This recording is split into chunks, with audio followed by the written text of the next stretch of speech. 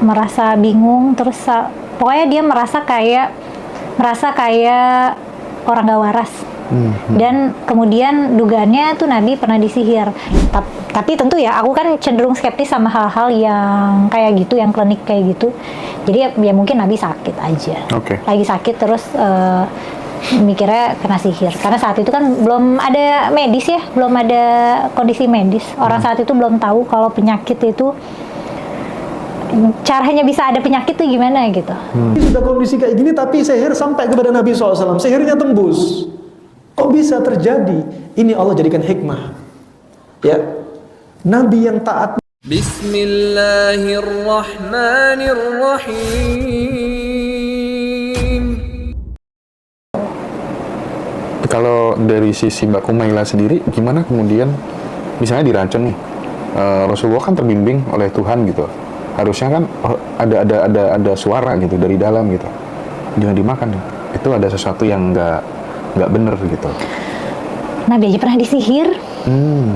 Ada riwayat Nabi itu pernah disihir. Dia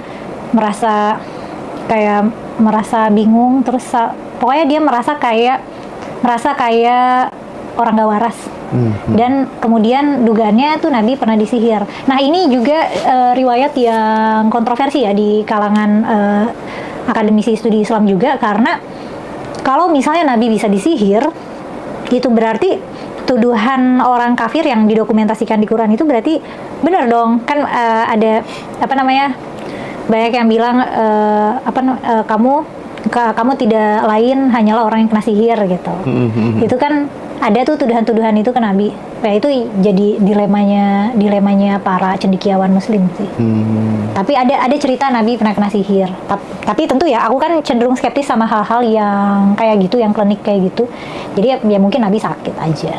Lagi sakit terus mikirnya kena sihir. Karena saat itu kan belum ada medis ya, belum ada kondisi medis. Orang saat itu belum tahu kalau penyakit itu caranya bisa ada penyakit tuh gimana gitu. Itu kan pengetahuan yang relatif baru abad 18 ini kita abad 18 abad 19 kita baru tahu kalau kita sakit itu karena kuman, karena virus, karena bakteri. Itu pengetahuan yang baru ya. Dulu orang nggak tahu. Ngomong-ngomong soal orang sakit nih, Mbak, sekarang kan banyak ya orang sakit yang disembuhkan dengan metodologi, nggak tahu metodologi itu apa itu, namanya ruqyah itu. Menurutmu ruqyah itu scam nggak sih? Iya. Menurut aku kalau ruqyahnya menjamin kesembuhan, aku rasa itu pasti scam. Sihir, ada sihir yang menggunakan apa? Adwiyah, al-aqaqir, menggunakan obat-obatan, ya, menggunakan obat-obatan. Karena ada sihir itu bentuknya ada sihir al-ma'kul, sihir yang melalui makanan. Biasa yang diserang apa? Lambung dan perut. Ya, ada sihir al-mashrub, melalui minuman. Juga ada sihir apa? Al-mashmum. Minuman tadi seperti terjadi di daerah Papua. Mereka menggunakan air mineral, dimasukkan sihir, kemudian diminumin kepada orang-orang, dibagikan. Orang-orang minum dalam keadaan mereka nggak tahu kalau ini sudah termasuk air yang sudah tersihir. Nah, kemudian juga sihir al-mashmum dengan aroma-aroma, pakai kemenyan dan lain sebagainya, ya. Nah, juga sihir di antaranya apa? Sihir menggunakan sihir mashmum itu seperti apa? Menggunakan sihir mashmum, contohnya apa?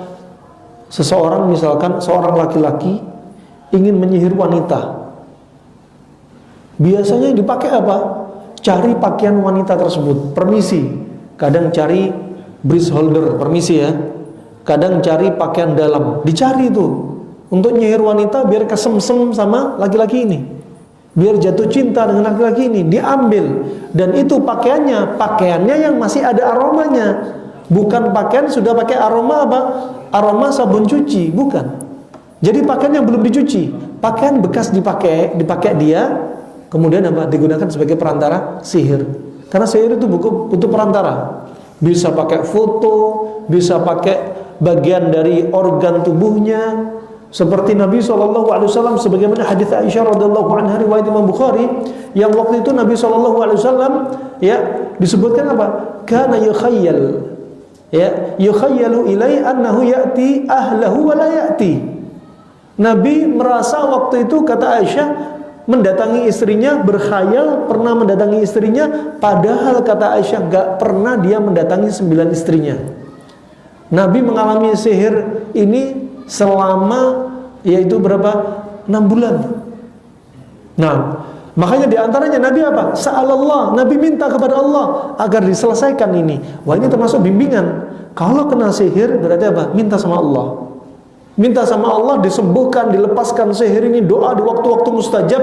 Plus cara solusi sihir ada 2, ya, ibtali sama istifraghi. Ibtali, dibatalkan sihir tersebut tuntas, tas plus akarnya, dengan hadis ini. Contoh hadis ini, Nabi minta sama Allah sehingga dikirim oleh 2 malaikat, oleh Allah 2 orang malaikat, satu di kepala, satu di kaki. Malaikat yang di kaki tanya kepada malaikat di kepala, ma balur rajul, apa yang terjadi pada laki-laki ini? Malaikat di kepala menjawab, hadza rajul matbub, laki-laki ini kena sihir.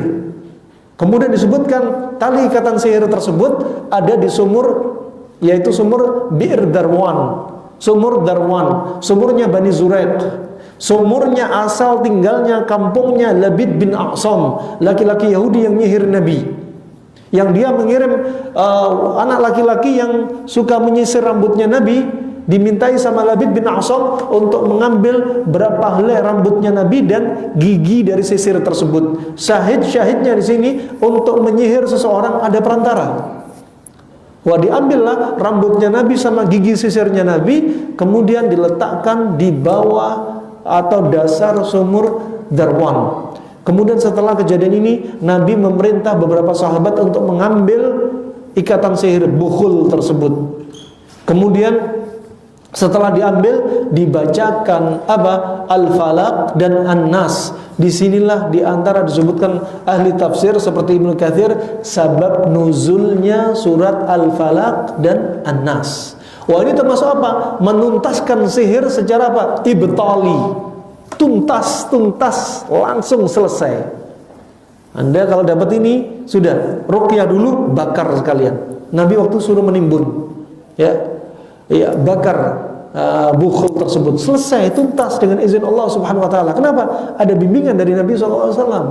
Ya, kalau ada yang kena sihir, famili Anda atau siapa orang terdekat Anda, anjurin dia setiap waktu-waktu mustajab, antara adzan, iqamah, ketika turun hujan, ketika terzalimi, ketika akhir waktu Jumat, ketika sepertiga malam, ya, ketika kapanpun Anda dapati waktu mustajab, doa sama Allah.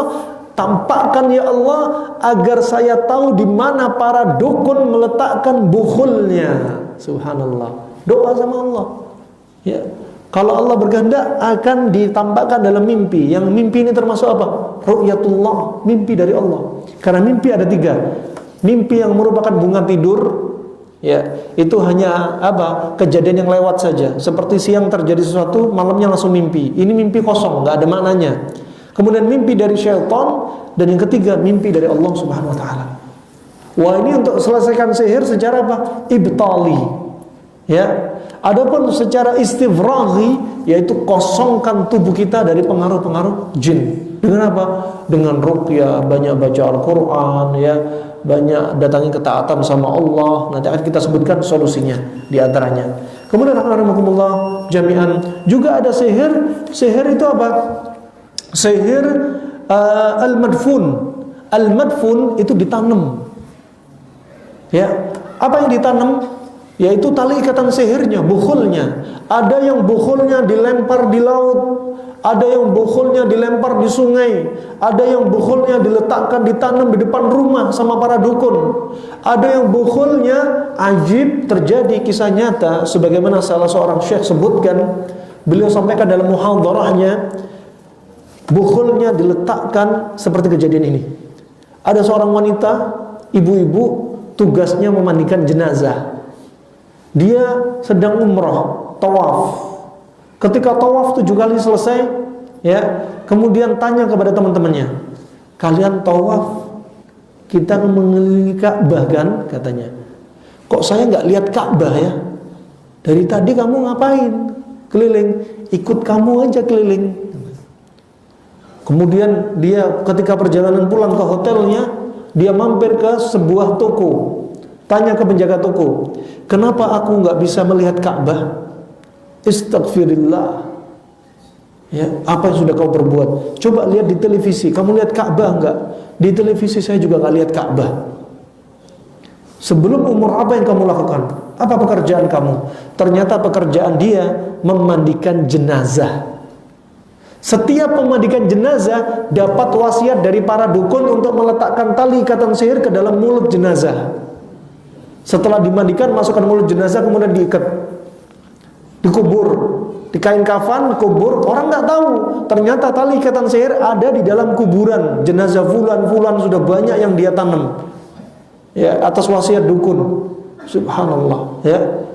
Kemudian dia cerita, dan sebelum saya berangkat umroh, saya mendapati jenazah anak usia 3 tahun. Saya masukkan tali ikatan sihir. Setelah saya mandikan dia, kemudian dimuntahkan. Saya paksa masuk mulut dia, dimuntahkan lagi, padahal jenazah nih. Saya masukkan lagi, dimuntahkan lagi. Ketiga kalinya saya jahit mulut anak itu. Subhanallah. Akhirnya apa? Terjadi apa yang terjadi, subhanallah. Ini termasuk apa? Sihir madfun. Al-madfun. Kemudian yang berikutnya ada sihir marshush. Ditaburin, sihir tabur. Pakai air, pakai pasir. Dan pernah kami dapati ketika di Yaman, ada seorang pemuda, setiap masuk ke rumahnya kakinya panas, tubuhnya panas, hawanya panas, sakit-sakitan muncul. Ketika keluar rumah sehat al-afiyah. Ya, sihir ingin apa? Merusak hubungan dia sama istrinya. Ya, terjadi. Subhanallah. Ada juga sihir mu'allaq. Sihir mu'allaq seperti apa? Orang menggunakan azimah, jimat, dipasang di pojok-pojok sana, di atas pintu paku-paku dari emas untuk nolak bala, biar virus COVID nggak masuk. Ya, biar subhanallah, biar diantaranya apa, jin-jin nggak masuk. Ya, malapetaka nggak masuk menimpa rumah ini. Ini sudah subhanallah tawakal kepada jin, bukan tawakal kepada manusia. Ya, ini syirik. Ya, syirik billah. Justru dengan perantara jimat-jimat ini, jin tambah nempel di rumah tersebut. Ya, nah, wa inna rahmatullah jami'an. Kemudian sihir ini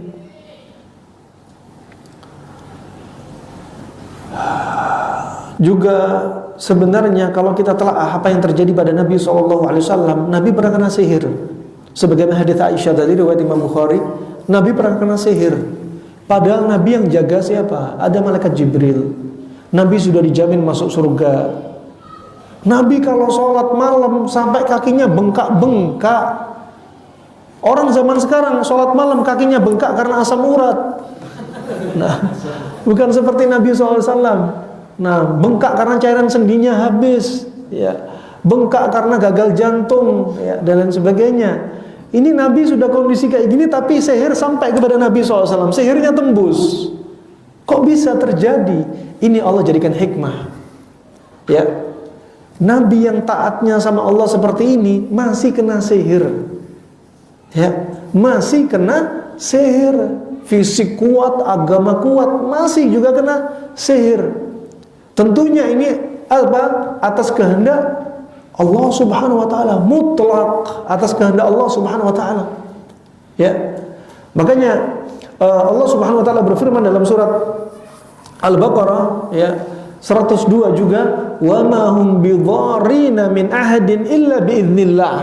Dan mereka kaum jin, dukun juga, tukang sihir ini enggak akan membahayakan siapapun, seorang pun, kecuali apa? Atas izin Allah. Dan sihir sampai kepada Nabi atas izin Allah. Sebagai apa? Hikmah bagi kita, pelajaran bagi kita. Nabi pun kena sihir. Ya, Nabi pun kena sihir. Ya. Nah, bukan berarti ada seorang preman sudah nggak pernah sholat, ya, udah kucel, ya, kemudian makan uang haram, ya, dolimin saudaranya, subhanallah, ya, maksiat semua didatangi. ketika disihir nggak mempan, bukan berarti dia kebal, bukan. Tapi Allah belum mengizinkan sihir sampai ke preman tersebut. Nah, belum diizini oleh Allah Subhanahu wa taala. Kalau izinnya sudah tembus, yanfud, udah, dia pasti sampai sihir tersebut. Subhanallah. Inilah alhamdulillah jami'an. Wah, tentunya apa? Semua mutlak atas izin Allah. Sihir sampai nggak sampai. Tapi di sana ada sebab-sebab yang lain untuk kita terjaga dari sihir.